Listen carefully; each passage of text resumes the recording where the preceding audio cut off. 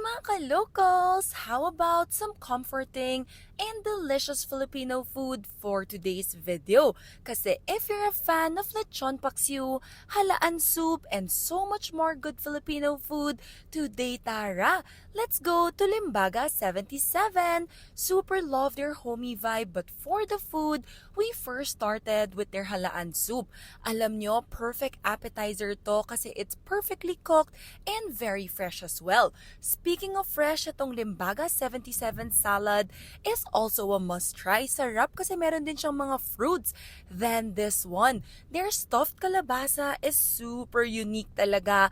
And I love na it's very, very loaded inside. Kakaiba tong appetizer na to, ha?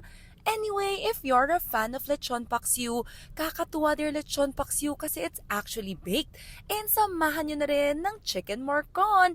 My gosh, mapaparami talaga kayo ng kain ng